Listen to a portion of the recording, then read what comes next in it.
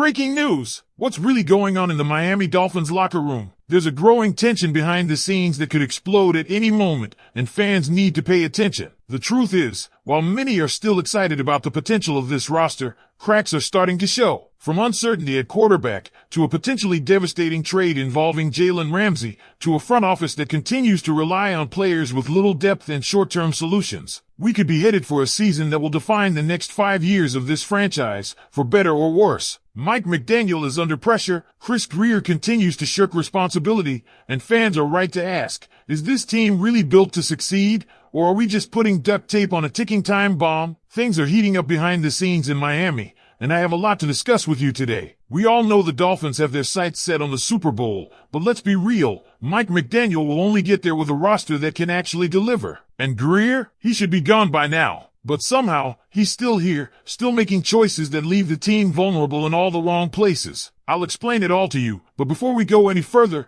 please click like, but only if you're a true Miami Dolphins fan. And if you've been with this team for more than 20 years, show it in the comments by writing, "Go Dolphins!" My heart bleeds teal and orange. Now, let's get to the point. First, Tua Tagovailoa. Can he finally cross the 4,000-yard and 30-touchdown threshold? He led the league in passing yards last season with over 4,600, but he still hasn't cracked the 30 TD mark. And now, with a revamped defensive philosophy that leans more on the run game, thanks to additions like James Daniels and second-round pick Jonah Savina, the odds of him reaching those numbers might actually be lower, not higher. The Dolphins are clearly aiming for balance, which sounds great on paper, but in reality, it could limit Tua's stat sheet and reduce the vertical explosiveness fans have come to love. If he ends the year with 3,800 yards and 30 touchdowns over 17 games, that's a win. But that's a big if. Now let's dig into this offensive line. Miami made 2 major upgrades, James Daniels and Jonah Savina, and if these guys stay healthy, this line could be the best we've seen in years. Daniels replacing Robert Jones is like swapping a Hyundai for a Rolls-Royce. And going from Liam Eichenberg to Savina? That's not just an upgrade, that's a transformation. Add in Aaron Brewer at center, and suddenly Miami has a line that could dominate short yardage situations. That's why they went out and got bruising backs like Alexander Madison and drafted Ollie Gordon. These guys are built for 3 RD and 1, 4th and goal situations, something Miami failed at consistently last year. And yet, the depth behind these starters is razor thin. One injury to Savina or Daniels, and guess who's back on the field? Yep, Liam Eichenberg. We've been down that road, and it's not a pretty one. Unless Miami signs a veteran like Isaiah Wynn or sees a breakout from UDFAs like Addison West or Andrew Parab, this line is one twisted ankle away from disaster. Let's pivot to the defense, and yes, there's reason to be anxious. Jaylen Ramsay's name is floating in trade rumors with predictions pointing toward a return to the Rams. If he's gone, Miami's already shaky secondary could collapse entirely. There are whispers about trade targets like Greg Newsome or Jalen Watson, and possible signings like Mike Hilton or Shackwell Griffin, but none of those names can replace a healthy Ramsay. The defense might have to overperform just to mask the back-end issues. And if that front seven isn't dominant, the whole unit could crumble. Let's also talk Mike McDaniel and the elephant in the room, his job security. If Miami ends the season at 8-9 or 7-10,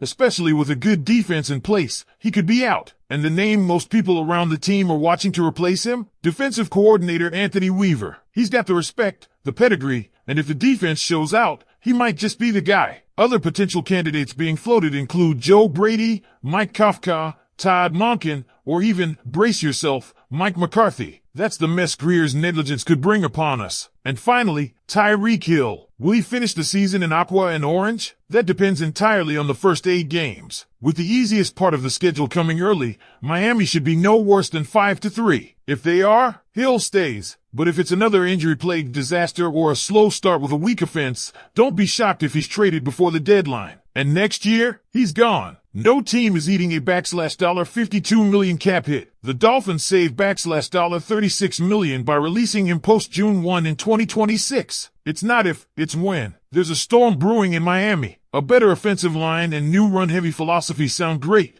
but there are way too many ifs and too little depth. Grier's still calling the shots, and if things go south, McDaniel could be the fall guy. Fans are hoping for a Super Bowl, but behind the scenes, this team is teetering between contender and collapse. What do you think, Dolphins fans? Will all these upgrades finally push us into the playoffs? Or are we just one injury away from watching another season unravel? And here's where things start to get really interesting, because the more you peel back the layers of this Miami Dolphins offseason, the more you realize how thin the margin for error truly is. Let's talk about some of the decisions that Chris Grier has made, decisions that could either be his final legacy in Miami or the ultimate proof that he's been holding this franchise back for years. Remember, this is the same GM who's had ample time to build around a quarterback he supposedly believes in. Yet year after year, we're still talking about offensive line issues and depth problems that should have been resolved seasons ago. Let's start with tight end. Jer Smith was a fantastic signing, no doubt. He led the Dolphins with 88 receptions, 884 yards,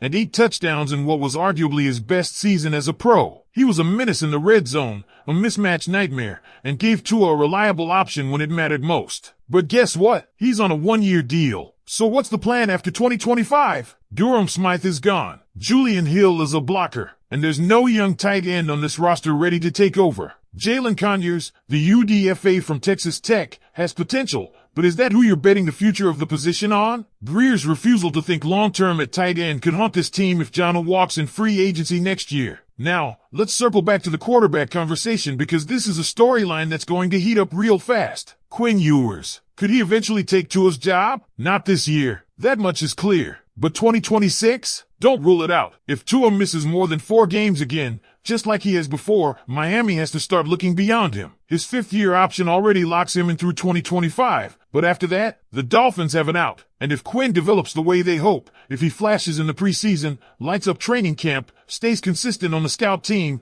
then 2026 becomes a very realistic conversation. Tua's job isn't in danger yet, but the pressure is mounting fast. And let's not forget about the cornerback room. With Jaylen Ramsay likely to be traded in the next 72 hours, this unit is on shaky ground. If Ramsay's gone, are we really trusting a combination of Kader Kohou, Nick Needham, and Cam Smith to hold up against the AFC's best receivers? Maybe, if you're willing to roll the dice. But in a division with Stephon Diggs, Garrett Wilson, and a surging New England offense, that's a big gamble. Names like Greg Newsome, Mike Hilton, and Jalen Watson are floating around as potential additions. But again, why are we in this spot in the first place? Because Chris Grier continues to play the reactive game instead of building sustainable, long-term depth. And while we're on the topic of depth, we have to address the offensive line again. There's this illusion that the unit is fixed because of 2 upgrades. But let me be clear, if either Savannah or Daniels goes down, we're back to trotting Liam Eichenberg onto the field, and we all know how that's gone. The Dolphins have failed to bring in reliable backups. There's hope for guys like Addison West or Andrew Pereb to step up,